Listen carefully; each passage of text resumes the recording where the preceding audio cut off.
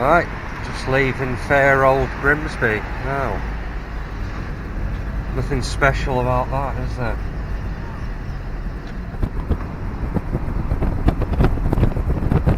Coming into Humberside Airport. Tiny, pokey little airport. What? What are we looking at? Oh, there's Thunderbird 3 over there, isn't it? Is it picking up Thunderbird 3? I hope it is. There's the plane, and you're likely to get blinded if you want to look at that. So yeah, Humberside Airport. Gotta get some breakfast.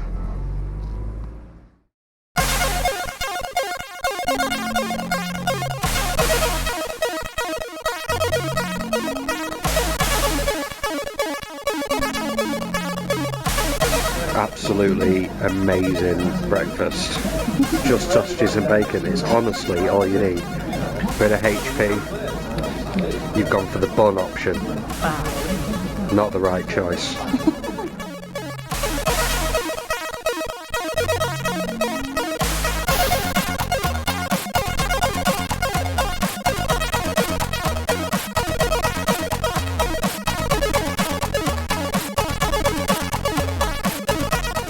Here we go.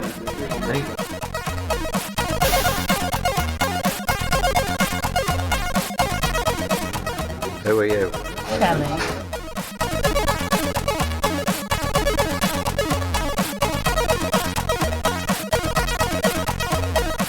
Well, that was one of the things about the whole concept. It was like, one of the reasons that we kind of did that was because, you know, we were trying to promote love.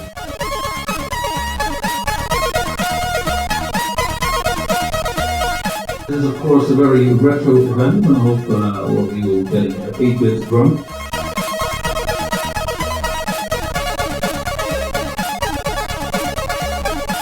That power. Yeah. But his girlfriend now, she can't understand it. So she has no clue why you... No, that's why I work in headphones all the time.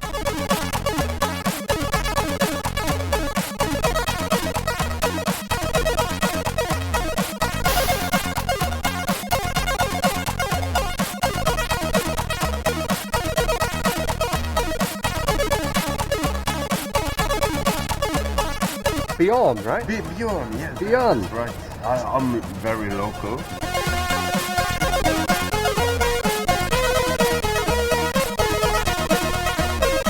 Number 004. 0004.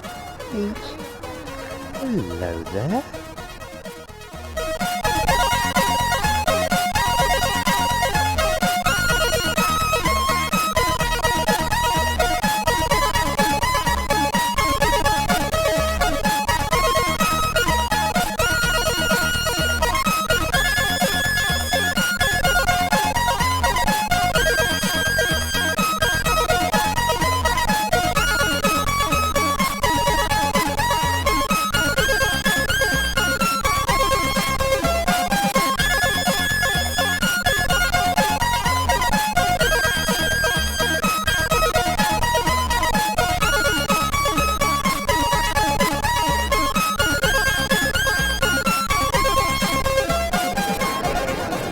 Right, so we're in Amsterdam.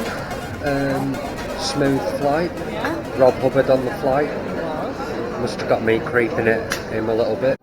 Okay, so I've got no idea if this will come across on the camera or not, but I'm going to walk past a very special guest on the plane. We'll see if the camera can pick it up.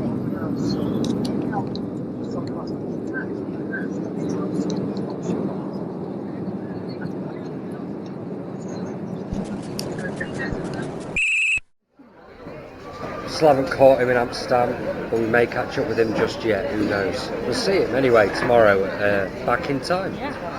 Oh, right, so next leg, straight to Bergen in just half an hour's time.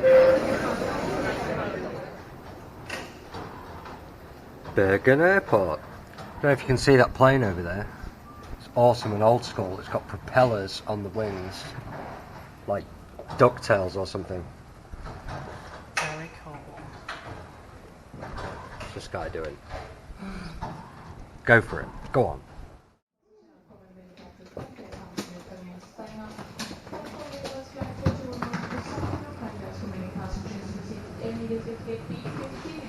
Go, go, go.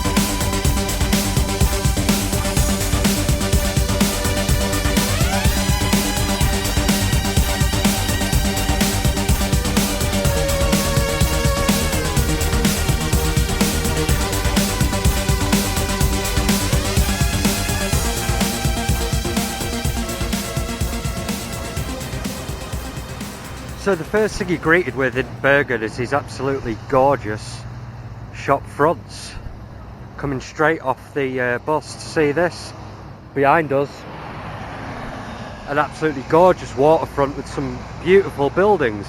I don't know how much that's coming across on the actual wide angle lens and all that, but it's absolutely beautiful straight away, even on a cloudy day. Bergen. Let's go to the hotel. Just a few feet up from the shops you get mountains. Bergen is known as the city of the 7 mountains. I'm going to try and get some history in here. No idea which mountain that is though. I think we're going to attempt to go up one of them while we're here. So maybe we'll get a vision of looking down. Who knows? Okay, so we're at the Old Bull hotel and apartments, and it's not all that great, to be honest. And I've spent the past couple of hours being sick and laying in bed wondering if I can even go out tonight. But I now feel a little bit better, and we're going to check out some Bergen nightlife. Just a little bit. Okay, so we're in this bar that was just opposite the hotel. It's lovely, really. Place to smoke. I have a Hansa, only I asked for cancer. I asked for a pint of cancer. Take a look at this. I don't know how much it might be showing up on the video. There's beautiful mountain right there, right in the centre of these two building things here. There's a mountain with all these beautiful houses. Bergen. On the way to Bergen King. Last night was a bit of a disaster. As soon as I got to Bergen King, I started feeling a little bit sick. Been travelling all day and barely eating anything, and had started drinking very, very early in the morning. So it all bared down on me as soon as we went and had a burger. So let's have a little look around this hotel. The Old Bull Hotel and Apartments. Check these out. Let me show you some things here. Okay, so on this side of the balcony, this is where we smoke. It's got some buildings here, but take a look at this. If I just put the camera up just a bit more, I don't know if you can see those mountains up there. You can just see them just on the edge of everything in Bergen. Absolutely beautiful. Even though there's these buildings all here, there's still mountains right there, right behind it, everywhere in Bergen. Let's go over onto the other side. We've seen some truly beautiful things that I've wanted to get footage of, but I've either been sick or not had the camera on me, so let's try and grab some bits today. So here's the other side of the balcony. Again, nothing particularly special, but this is where we be smoking. Old Bowl Hotel and Apartments. Let's go into the actual apartment. Screw it, it's kind of travel log this, isn't it? There's no real point to it other than to check out Bergen and the FastLoaders and everything like that. That's kind of weird on a wide angle, isn't it? So this hotel's pretty nice, but at the same time, check that out. You don't want that, do you?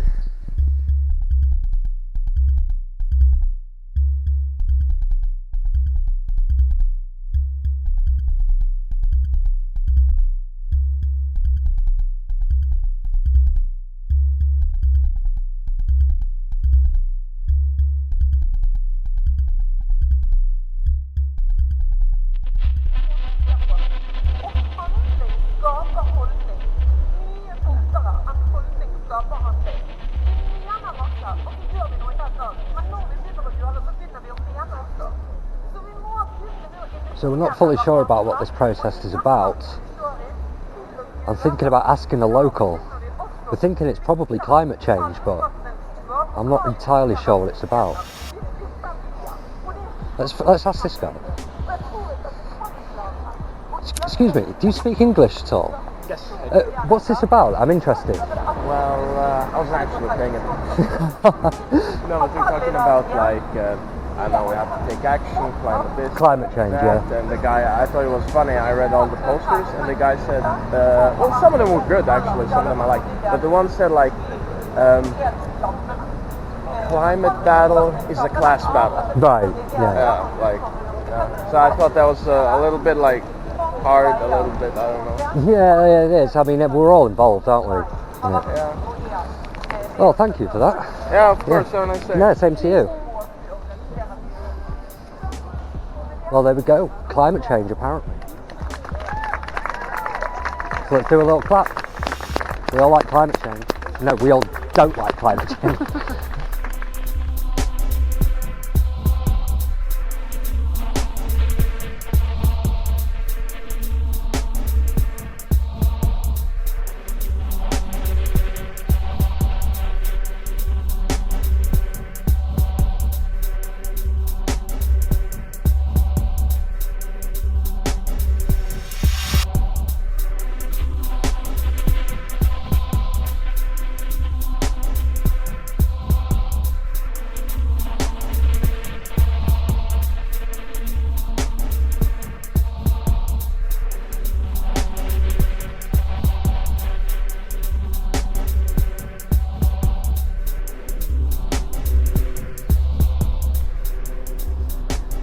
Okay, so that time lapse should have come out pretty nice, I hope. There's a lovely monument. Not entirely sure what it's for. I would wonder if there's any writing or anything like that, but it would have probably been in Norwegian. But obviously this means something. Tells some kind of a story. There's lots of this. We'll try and get all sorts of shots of things like this. I hope it's coming out alright because I've just clipped it to my shirt. We'll see. Right, onwards to Steakhouse Bergen. That's our destination.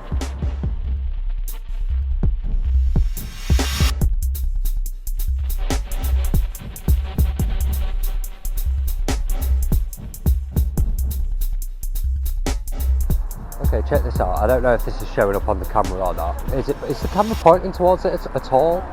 Like, you got a swing set on the bus for your kids. I'd be all over that. In fact, you might have to have a go on that when I'm drunk later on.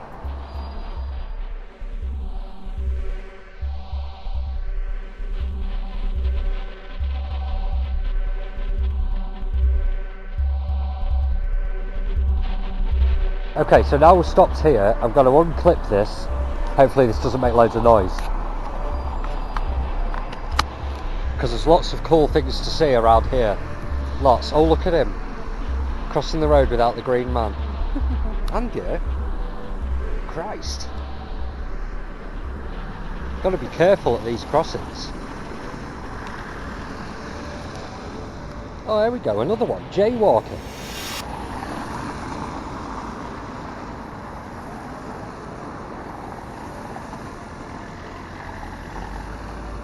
Everyone's doing it now. Everyone. Let's do it. Shit, we're criminals.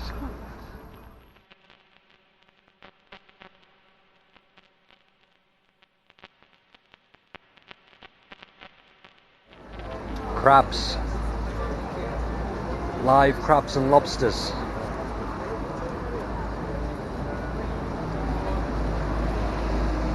Jock crepes. Hummer.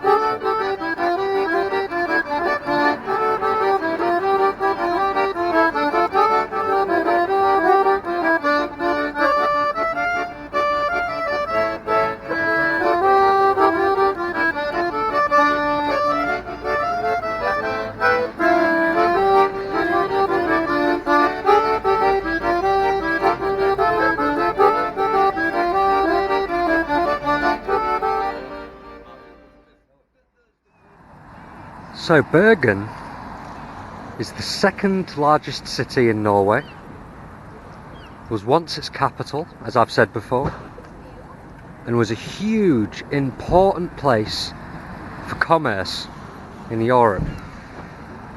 Massive fish market, of course, situated in the centre of these 7 mountains.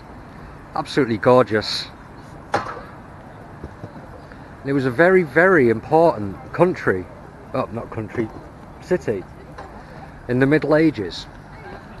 Lots and lots of history, and we'll try and get some more of that as I go through. I haven't got too many of my facts straight at the moment, but there are some incredible monuments and paintings and murals and things like that that we've already seen. I didn't have my camera on me, so we'll get to those. We'll go find them again. Bighorn Steakhouse. Check that out. Unfortunately, it's closed, so we've wasted all of this time. It's not open till 23 past 3. I know, I was confused with that. 23 past 3? Okay. They're very precise. Unless that's 3 till 11. Menu. Alright, well, we'll be back here. Let's find someone else. Egon, or Egon, Ghostbusters restaurant here. Looks absolutely beautiful. Really, really nice place. Really, really nice outside seated area. And this is where we're going to sit and eat. I think that's a bar. I think it's a bar too. So here we are in Egon's restaurant. The Ghostbusters restaurant itself. Absolutely gorgeous, gorgeous place. We discovered that the Norwegian for 2 is 2. So that's easy. And now we're going to enjoy a steak. How very, very Western of us. Okay, so there's a fire alarm. And the whole restaurant's been evacuated. Which kind of sucks because we haven't even ordered our steak yet. We're about halfway through our beers. We was just looking at the menu and looking forward to a lovely entrecôte, I think it's called. I think so. And it's now all being completely evacuated because of a fire alarm. What time is it? Maybe we could go back to the Big Horn. 2.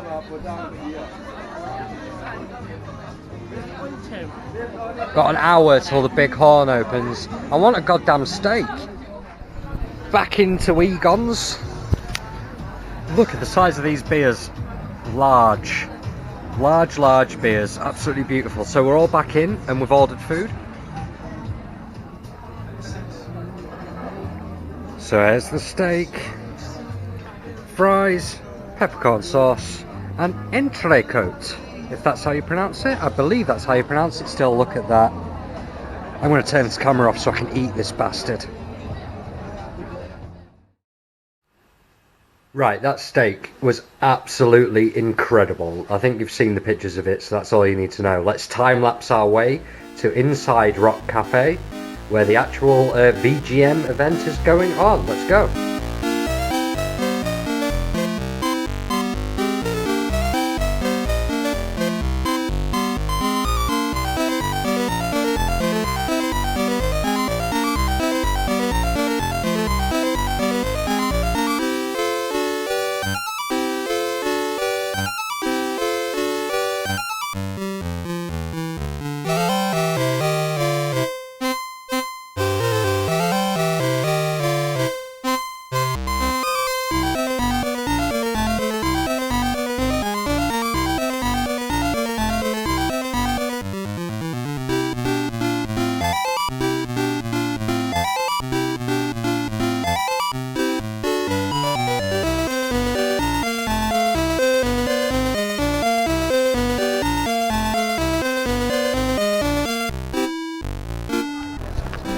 Inside Rock Cafe, and look who's here. We've got some very important people. I wonder if I'll be able to speak to them. Let's hope that we can. So right here we have Jeroen Tel and Matt Gray.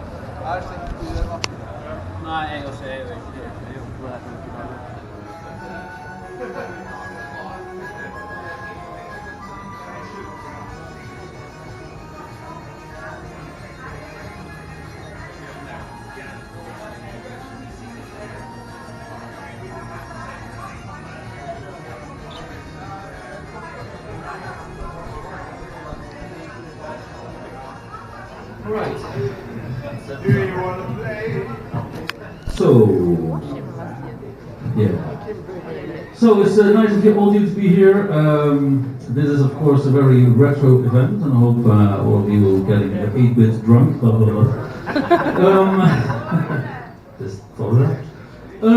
Yeah, I'm gonna try to put a live performance for you, and I hope it will entertain you and surprise you a little bit as well. Without further ado, I'll just start the set. Okay? So, here we go.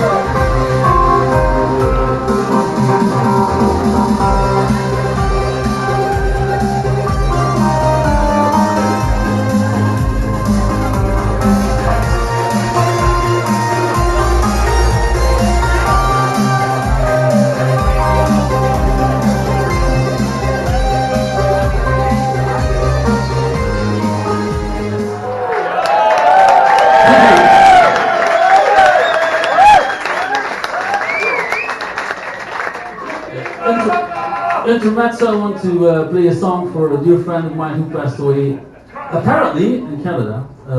I only have contact with him through him, and there were no insider connections between me and the rest of the world too often. You understand?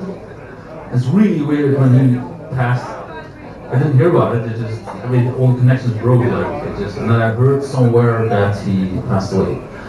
He was one of the first hackers in the world. This is dedicated to him because I wrote it with him. I asked him, he had this deep, low voice. Asked him to say the words, "What the fuck is going on?" with his deep, low voice. And I made a song out of that. And, a long time ago, actually, but as an ode to him, I'd like to play that here for you here tonight. It's fine. Have fun.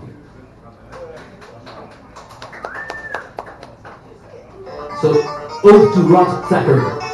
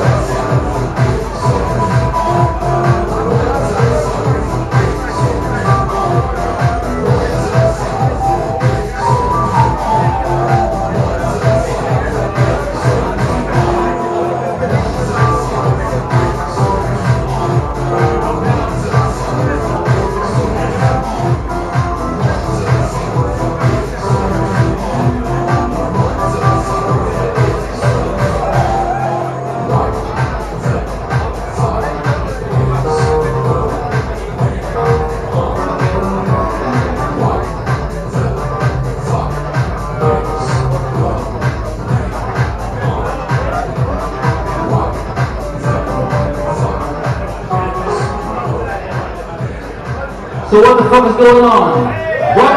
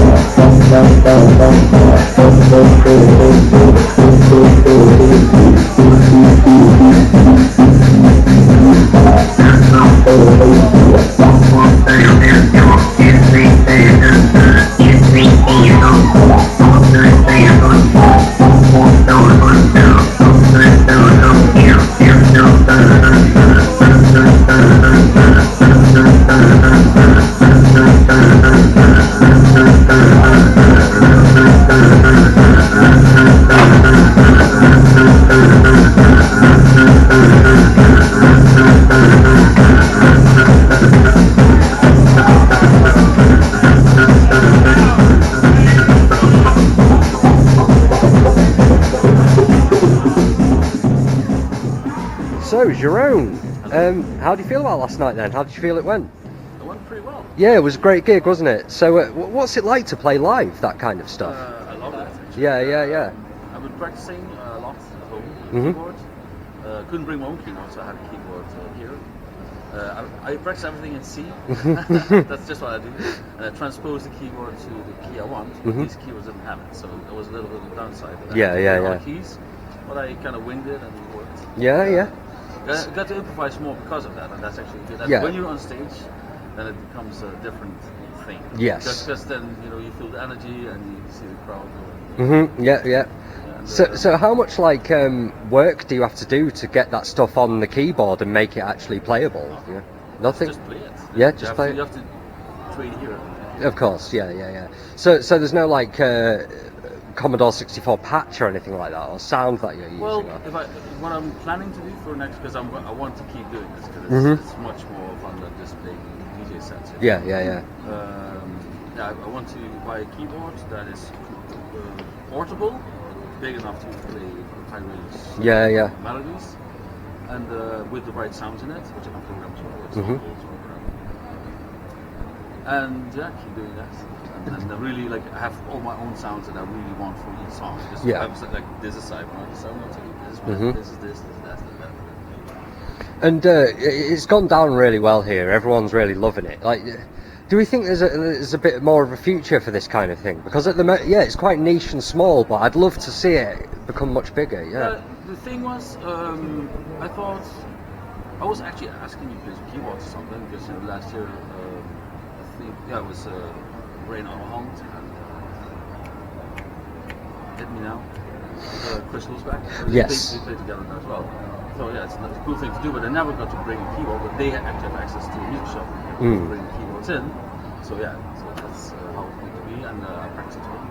Mhm. So it was nice. And at the end, it was funny, a friend of Bart, he's one of the organizers, sound guy, he taught me how to use this groove box he brought an hour before the concert, and actually as a final set I played with that and learned it that fast. Yeah. That I want to do as well. But That was combined great. with the keyboard and everything. I'm gonna really combine all that together. Yeah, I that's think awesome. That's really entertaining for us high, because I would like to see that. Yes. I mean that's also how we make music. I'd like to hear that or I'd like to see that. Yeah. Something like that. And then just for information's sake, my girlfriend, who is quite new to all of this stuff, is dragged along by me. She thought it was amazing, man. She said she'd really get into that anywhere, any place. So I'm really happy for that. yeah, keep it up. Right, shall we get a drink? Yeah. Yes, let's get a drink. Okay, man.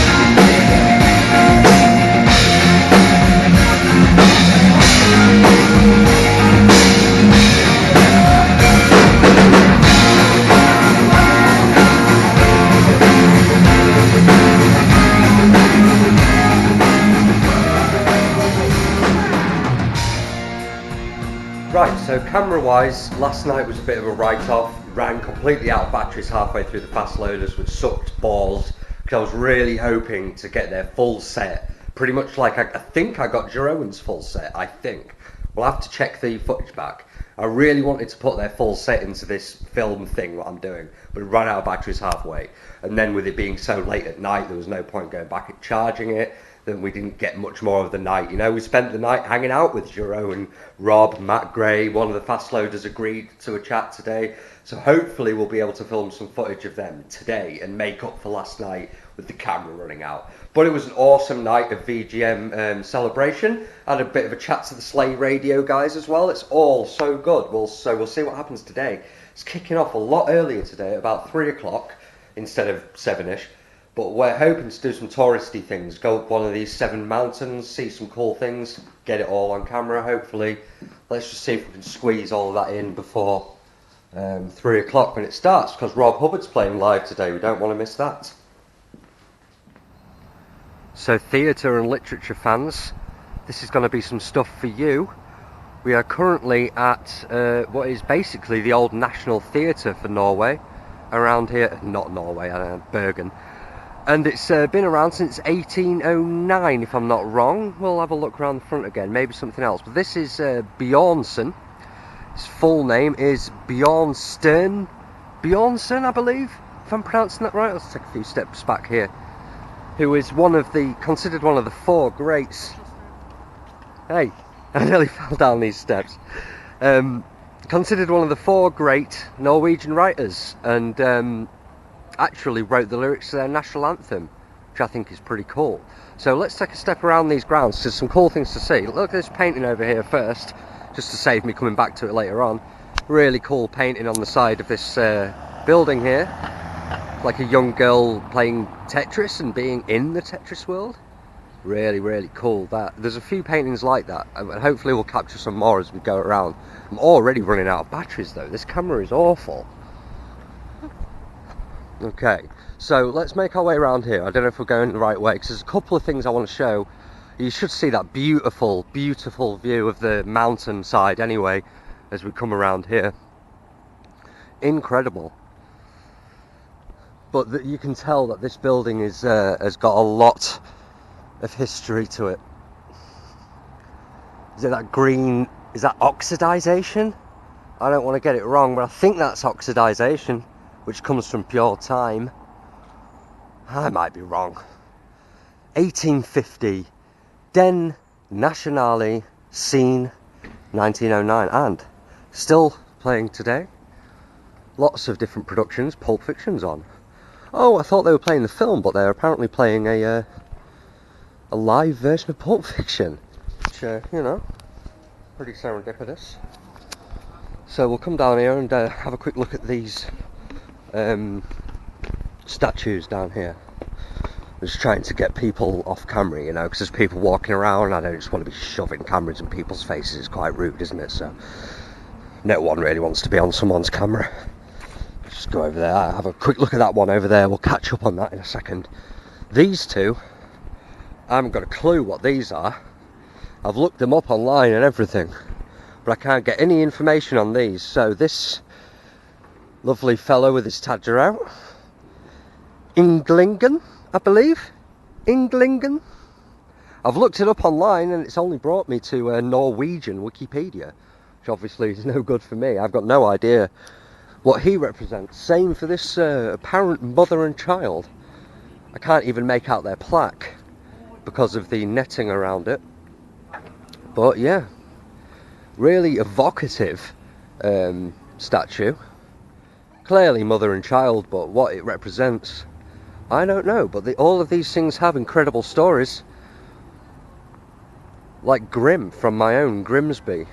There was a great statue of just a naked guy as you come into Grimsby, and it was Grim, the founder of our town, and some great stories attached to him.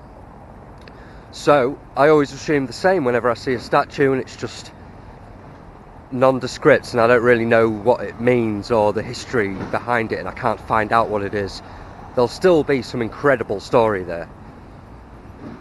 Probably a national fable, also a national myth of some kind. I'm not sure. Where's Todger fella again? We'll make our way over to this cool statue. The last thing today. Well, I say last thing this morning before we probably get this bastard back on charge because it's already dying. We'll go get some breakfast and then get some more footage of bits. But I hope you can see that on this weird wide angle lens. Just you see that mountain just in the middle there. So it's just everywhere. Everywhere. So one last little bit of trivia before we make our way to this statue is we are staying at the Old Bull Hotel and Apartments, which meant nothing to me until I started looking this theatre up and found out that this theatre was apparently built on the idea of the real life Old Bull, who is a virtuoso violin player and apparently one of the best in the world. And we're staying at his hotel and apartments, so that's quite cool. That's who Old Bull is.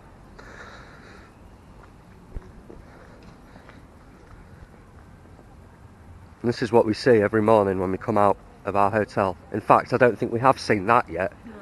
Look at that. That's outstanding.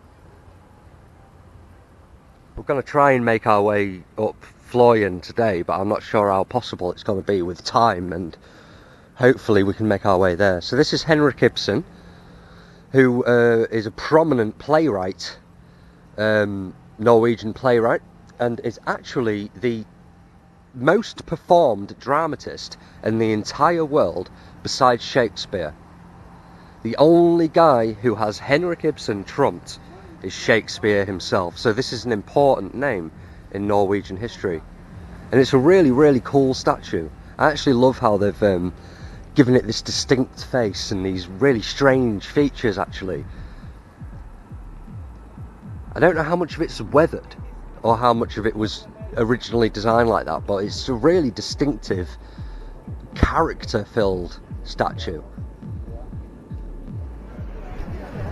Here we are at Floyen, which is going to take us up Floyen, hopefully. If that's how it's pronounced. I don't want to be too British about that. I don't know if it's Floyen or something like that. We're going to go up Floyen. Hopefully just soon enough time to get back to, what's it called? Rock Cafe? Inside Rock Cafe. To catch some Rob Hubbard, hopefully. There we go.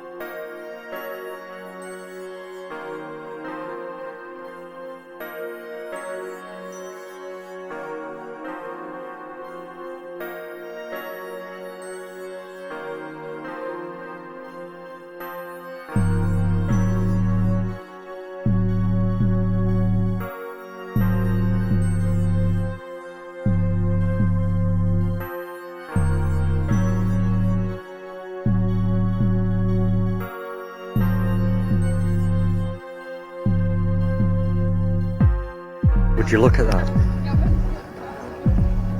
Absolutely outstanding. I'm so glad we did this. We nearly didn't. We didn't think we'd have enough time to get up here, but wow. This is really, really breathtaking stuff. I've been saying to Shelley back at the hotel that I'm often uncomfortable in other countries. Just want to be home, want to be back in my bed, but Bergen has done nothing but blow me away. Absolutely beautiful place. We're not even done here. There's so much beautiful view here.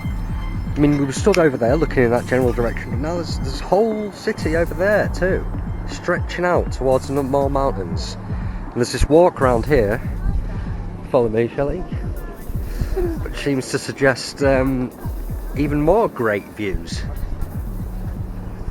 So let's just keep taking a little walk around. Can you see, I don't know if it's coming across in this wide angle lens or not, but The colours of the buildings. Absolutely, I swear. It's just about the most beautiful thing I've ever seen.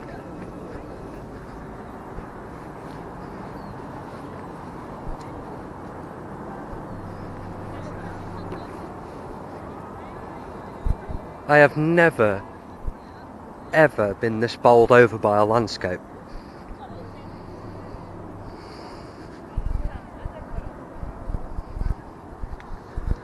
Just keep having a little walk around, see what's going on over here. Another great view. I assume that's one of the 7 mountains. I mean, we're on Floyen now. I'm not sure if that is an extension of Floyen. 7 mountains. I'm not even going to try and guess which around us are the 7 mountains, because I will. Don't try and hide from the camera. No, Alright. I don't want to get a view out of the view. You're a cast member now, Shelley. Pay me. Looks like this is where you can go off to hike. I think there's a goat here. Come see the goat. There's a goat. Let's go meet the goat. And it's chewing, so it's not a statue or anything. People are getting photos with this goat. There's a few goats. Proper manning goat. Yeah, they're chilling out. People are getting photographs with them and everything.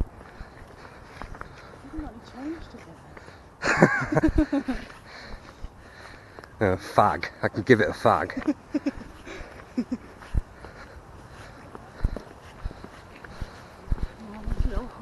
Just even these trees. Smell of them as well. Oh yeah, you can smell goat shit, that's for sure. Cool. Are they not dangerous in any way? I mean, I assume not, because everyone's just chilling out. Selfie with it, that's so funny. Yeah.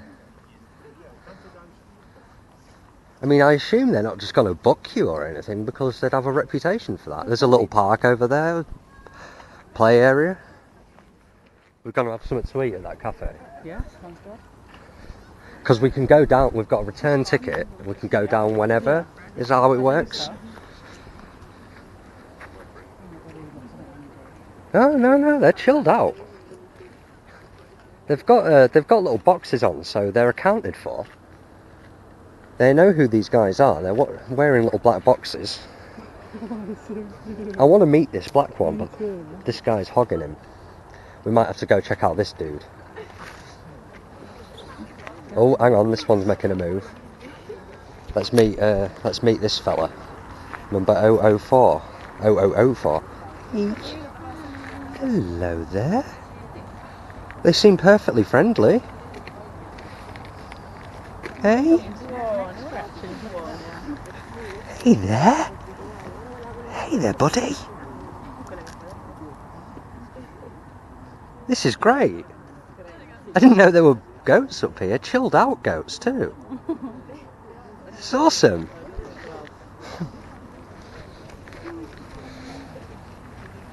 This guy's good. Staring down this boy. Oh no, the boy won. More interested in a lick. So cool. I like this guy on his own little pulpit. What? She went over to her. Ah. Ah.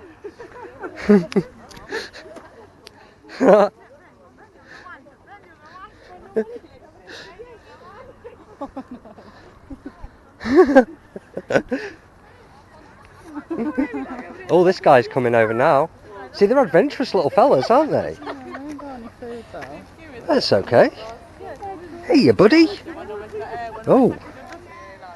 Oh, hang on. I think he thinks. You got? Yeah. They like these girls. Mine. Yeah. Awesome.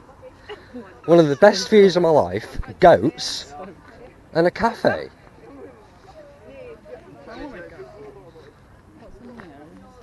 What is in here? Kindly do not feed the animals. Oh my god, there's goat shit everywhere. Holy shit, there's goat shit everywhere. Oh, it's like a little goat house. Okay. It's a little goat house. Alright, That's the goat shit they used to do. So these goats are well looked after up here. They've got their black boxes, they've got their own little home. They get pampered by tourists all day, I'd imagine. So why would they, Buck? Why would they get violent? Is this another goat house over here? Oh no. I don't know if this is boring viewing or not, but Bergen 2019. Let's get something to eat then. White houses. Oh, alright, fine. More fucking footage. I was just about to end it. This is going to be a long scene, Shelley. All one shot as well. No, this is all one shot. This is cinematic mastery. It's like that one-shot boxing sequence in Apollo Creed. Creed, get it right. Oh yeah, it is Creed. Just a little play area, mountain bike rental. But I mean, we get all. It's just so gorgeous. What? No, it's just gorgeous. It's amazing wherever you go. You know, I thought there was nothing more to film here, and I would just go get something to eat, and that would be that. But no, just a stone's throw away from the goats. There's a what? That does certainly look like a burrow, yes. Yeah, from one of the most beautiful views I've ever seen, to a collection of goats, to just great woodland. I mean, this is just pure Norwegian wood, isn't it?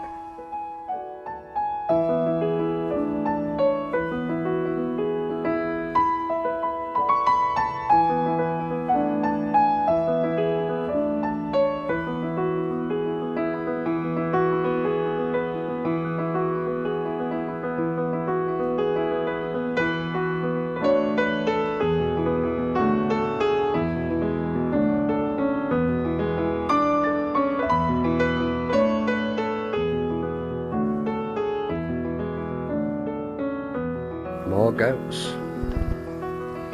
Just hanging about up here. There's mud everywhere.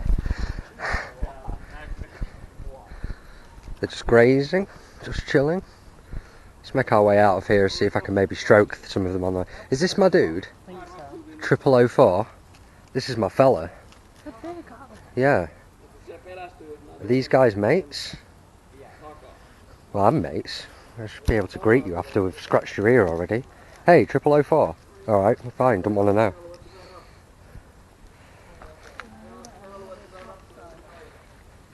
Come here, Goat Bond. 0004. Hey, you there? Hey, you there? You look a bit annoyed about that. So I'm not going to push it. Goat buddies. Right, well, we have had a wonderful time up here. Floyen, absolutely beautiful. We've had a drink, we've had a hot dog.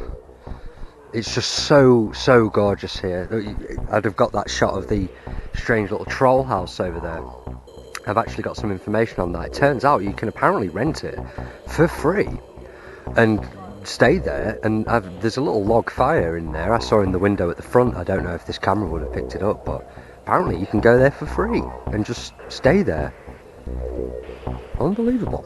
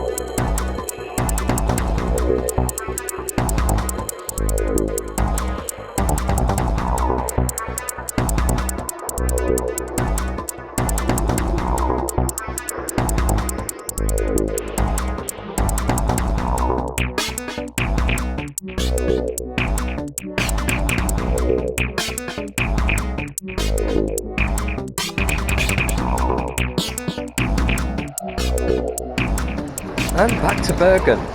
That was one of the best experiences of my life. I hope it comes across well on the camera. So, off to see Rob Hubbard. So, it's Bjorn, right? Bjorn, yeah. Bjorn. That's right. I'm very local. So you live in Bergen? Outside of Bergen. I live in an inland island. Right. It's about 2 miles away. Okay. So this weekend I'm staying at the hotel. Well, I mean, we've just been up Floyen earlier on in the day. This is such a gorgeous place of the world, man. You're lucky to live here. Yeah, so beautiful. So what brings you here today? You're an old school fan of all of this stuff? Oh, yes I am. I got my Commodore 64 for my 10th birthday back in 1988. That's fantastic. Yeah, and when it comes to back in time life, the first ever I attended was in Stockholm, in Sweden, back in 2008. Wow. Have you been, because they've been in Manchester too, and in places in England. Have you been over there at all? I've been to Brighton. Oh, Brighton, yes, of course, yes. Yeah. It was held in a church. I mean, what about that? That's incredible, yeah. I mean, this is my first event like this, so that's why I really want to film it, and because I love it. This is brilliant. I'm loving it so much. I wish I could have been there in Brighton. Do you think this stuff is going to keep going and maybe get bigger? I think I do, but I do think that the old format of back in time that kind of died together with Ben Daglish. That's sad. Yeah. But this is the new thing. So it was held here last year as well. And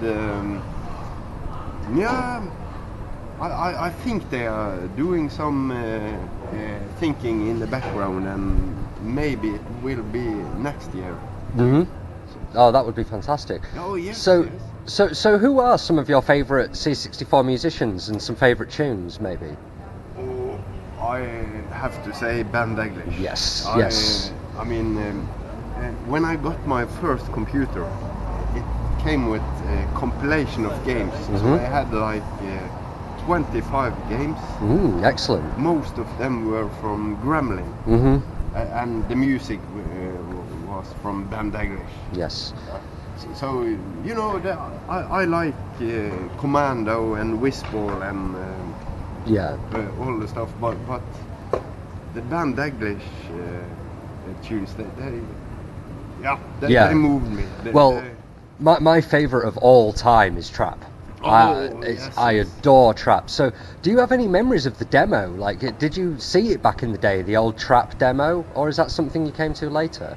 Oh no, I did see it back in the day. I mean, it's a secret in the game. Yes. But I never played the game. But I got my disc drive with a box full of discs, and one of them was the Trap demo. Yes. And I was pressing fire, and when does this start? Right. Yep, of course. Yeah, because that's interesting how they did these things that were just a showcase, right? Just to show how good the system could be. Yeah, that's really interesting.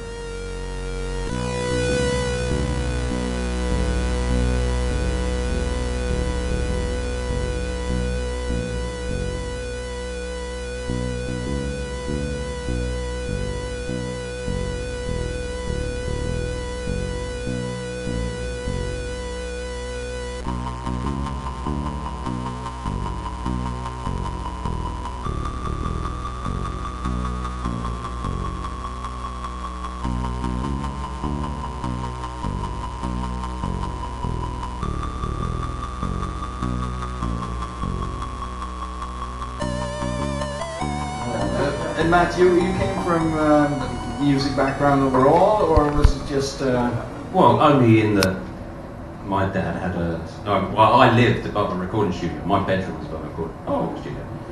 Yeah, it's good, but you'd have one night till about midnight, you'd have this really crap heavy metal band underneath it. And some nights you'd have a good band there. But yeah, it was cool because at the weekend no one would be in, so I got to go in and use the synths or drums or anything, you know. So that was, but that wasn't the spark for it. I'd been into music since I could crawl, you know. So it was just waiting for something to come along where I could actually get into it, you know, because you couldn't afford a synth, and suddenly this machine came along with the synth chip in it. Yeah.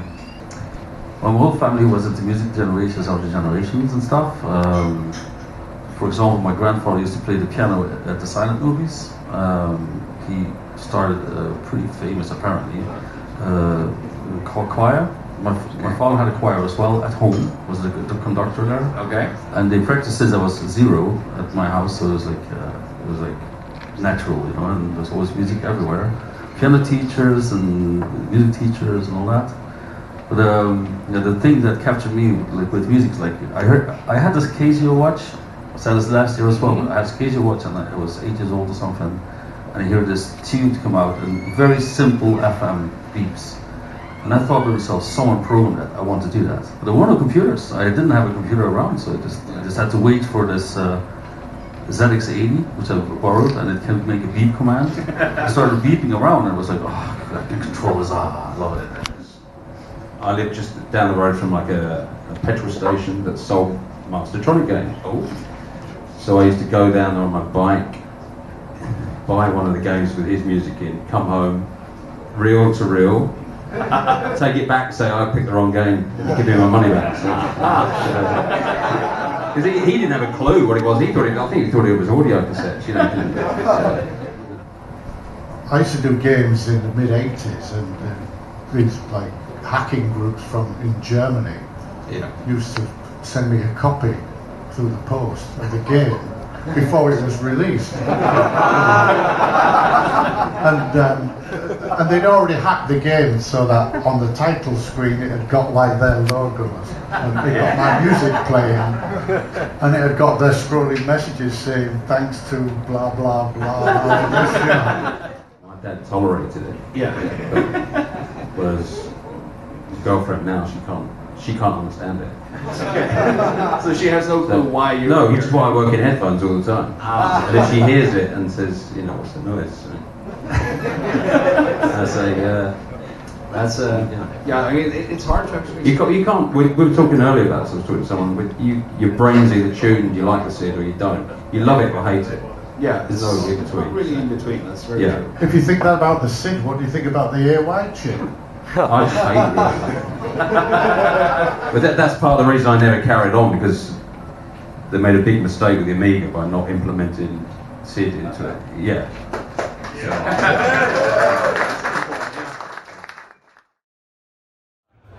So, did you ever progress much onto other consoles? And if so, how did you feel about those chips? I didn't go onto the Amiga for the reason that it just didn't sound like the SID. So I wanted the SID to be better. They could have made it better. They married the two, so it would have been great. I remember you saying that on stage, that not using the SID was a huge mistake. And Yeah. I agree, a lot of people say that. Yeah. Because then Nintendo did the same thing with the samples, and I feel like that waveform thing was almost lost entirely. Yeah, it became, you know, they've all got their own unique sound, but Yes. it's sort of warm and scenery, so, and I did a couple for Nintendo. But it worked for me, so. Have you got much interest in actually playing live? It's just been asking me about doing it next year, so I will have to practice a lot. What would you play out of interest? We've only been given.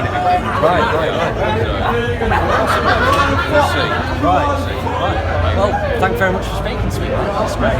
Yeah, no problem. We'll have to catch up again, maybe on the podcast sometime, on the radio show or something. Yeah. Great. Excellent.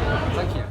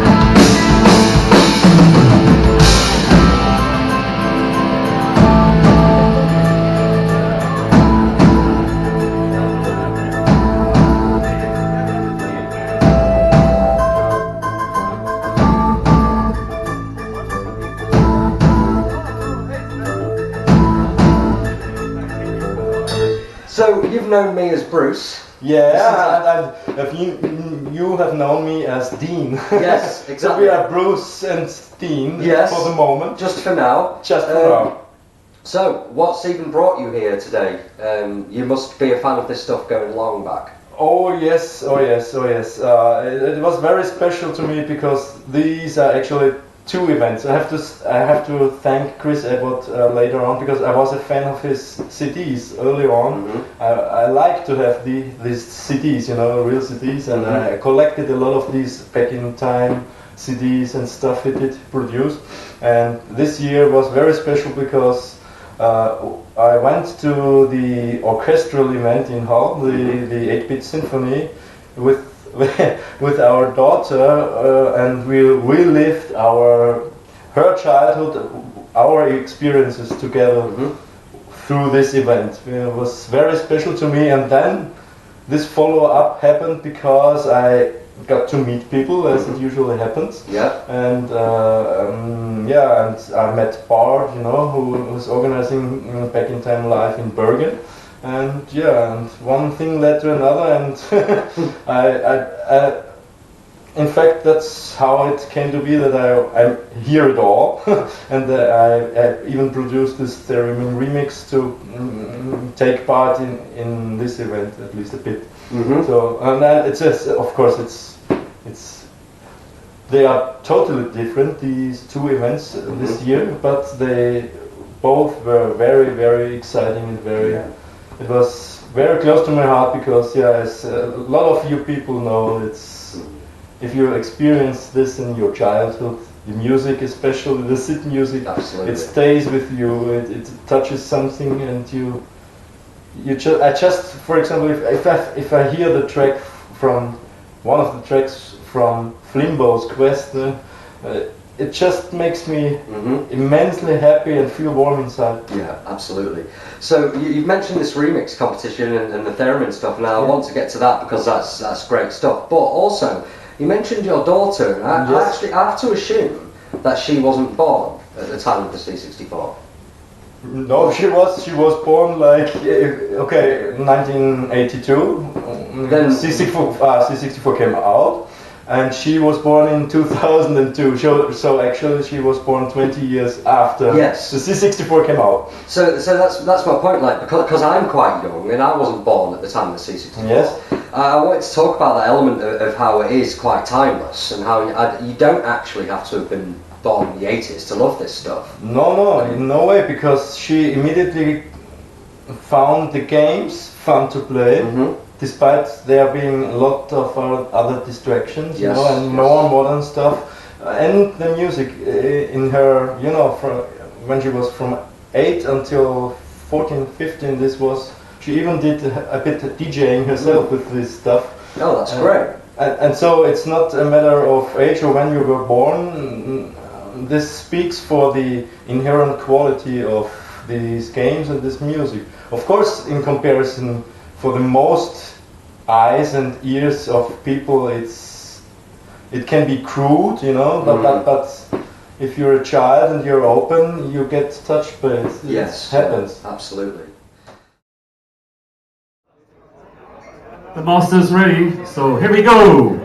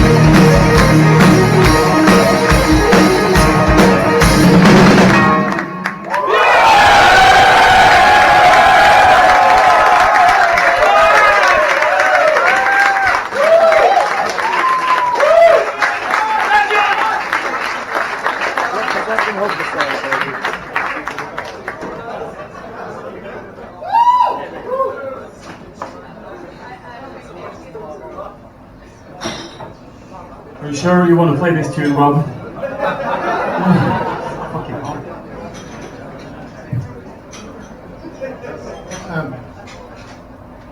I swore 30 years ago I would never ever get up on stage and play this stuff.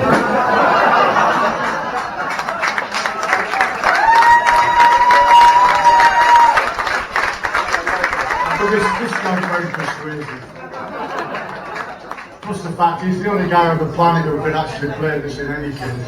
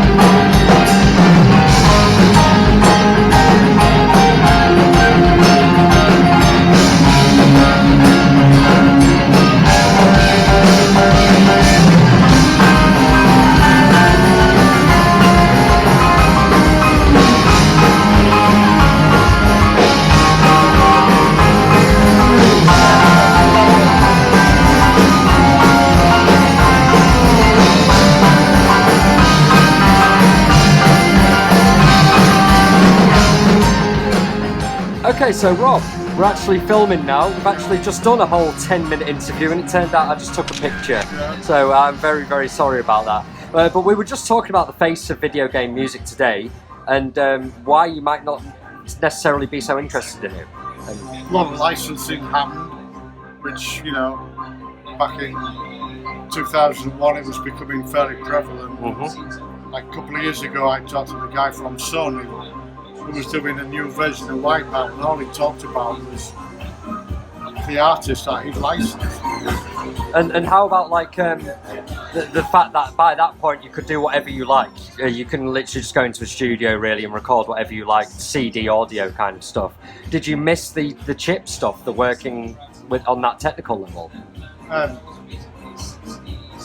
What do you mean? Well, by the time it came to PlayStation, you weren't necessarily working with sound chips anymore, and you can just go and record whatever you like in the studio. You could, but you know, the trend that happened was that the marketing people suddenly, you know, got this thing about wanting to license music rather than have some, you know, somebody tried to write something original, and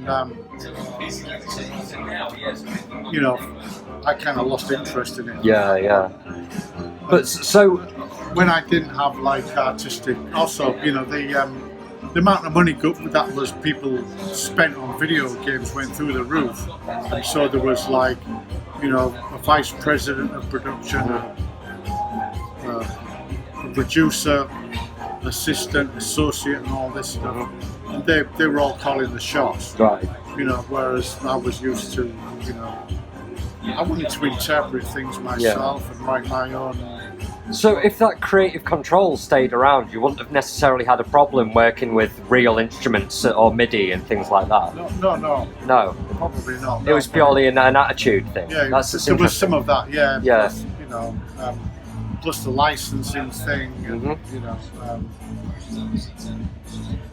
the fact that they started hiring more kind of like Hollywood, I don't know, D or E-list composers. Yes, yeah, definitely. Yeah. Because the producers thought that would add a lot more value than, you know, somebody like me. You know? Yeah, yeah.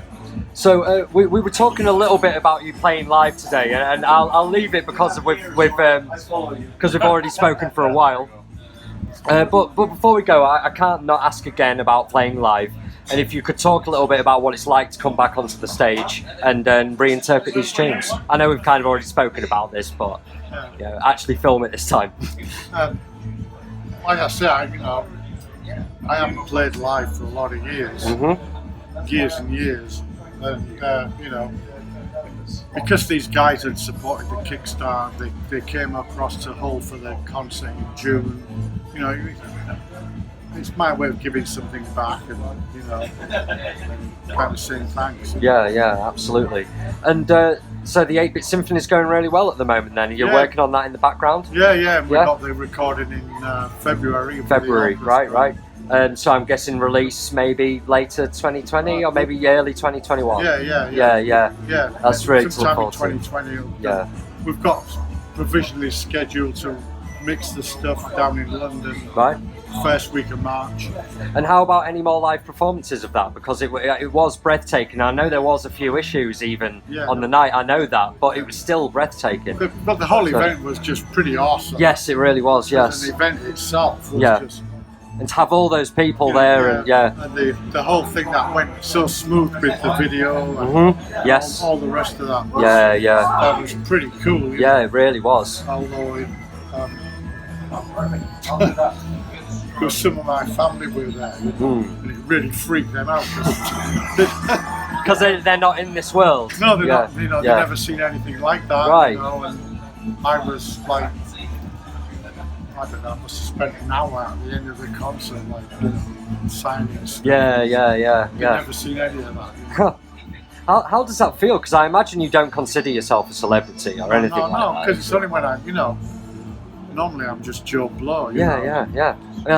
This is what I liked about you, because I'm from Grimsby. Oh, you're from Grimsby? Yeah, which, as you know, is just half an hour beneath Hull. You're wearing this Asda Hull 10K. I said when you was up on stage, yes, represent Humberside. It's just. Well, that was one of the things about the whole concert. It was like one of the reasons that we kind of did that was because we were trying to promote Hull. Yes. In a much better light than what.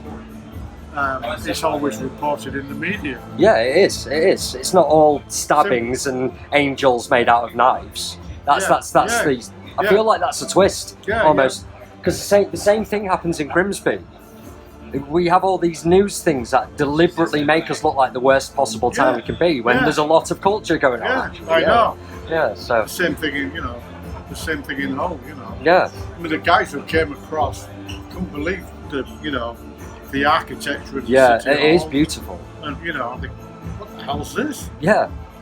Yeah. So there was a lot of that there as well. Well, Rob, thank you very much for speaking to me, especially twice. Okay. Really, I'm really sorry about that. Okay. And have yourself a good night. Okay. Good to meet you again. It's been great to speak to you like this, Rob. Yeah. Bye for now.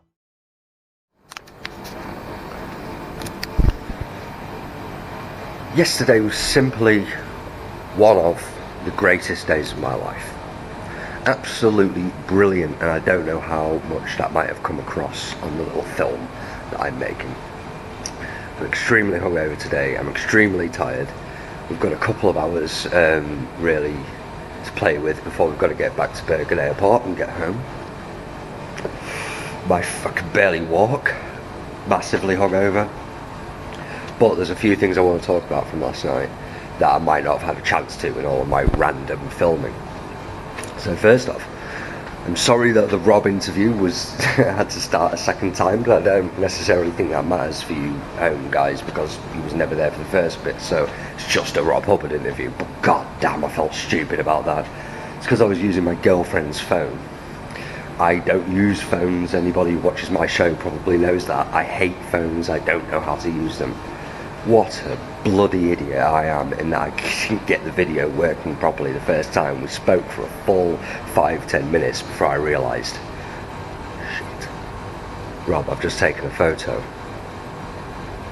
So yes, we kept going there, and Rob was awesome. I mean, really connected with Rob that time.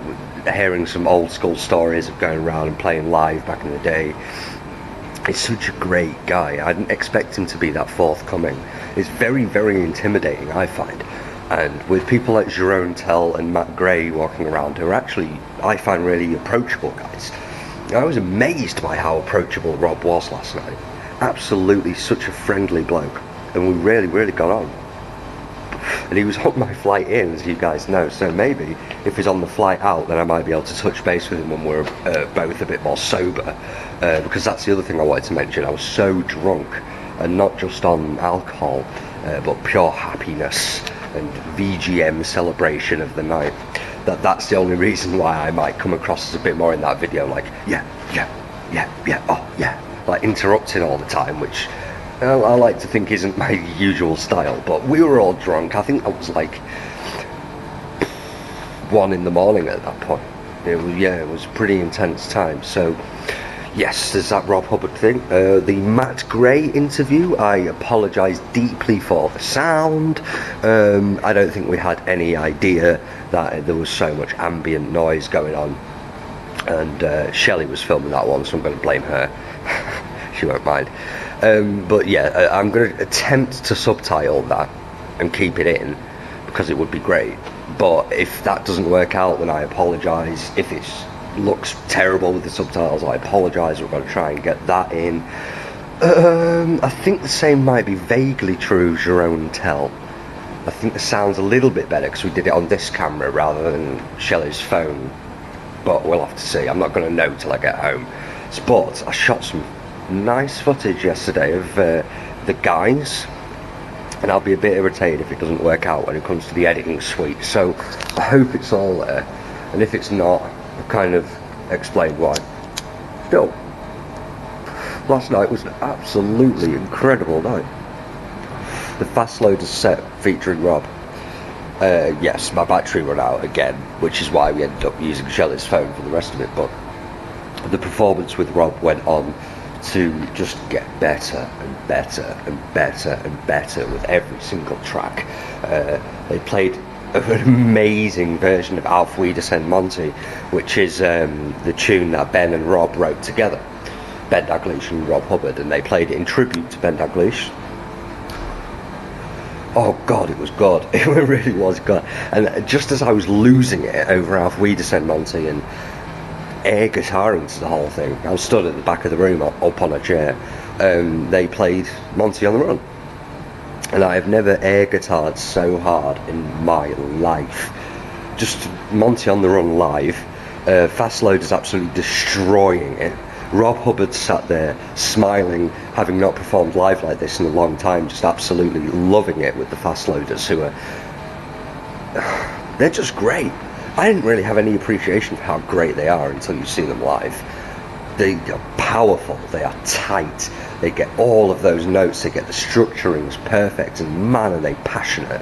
They are so into it, they bring you along with it too. So whenever you have a chance to see the FastLoaders, you're going to have to do that.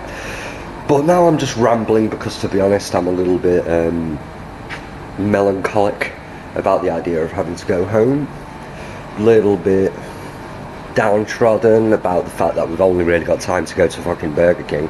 I had the best burger I've ever had in my life in Inside Rock Cafe. Any of you guys who went to the show who might be watching this film, how about those fucking burgers in the Inside Rock Cafe, man? Put that in the comments, let me know what you had and how good you thought it was. Holy shit. Me and Shelley were looking at the burgers in Inside Rock Cafe all day and thinking, I'm not so sure, it doesn't look that good. We might go back to Egon where we had this incredible steak, but I nearly cried when I ate that burger. So if any of you guys make it down to Bergen, Inside Rock Cafe's burger, you're not going to regret it. Don't want to go home. Don't really want to go home.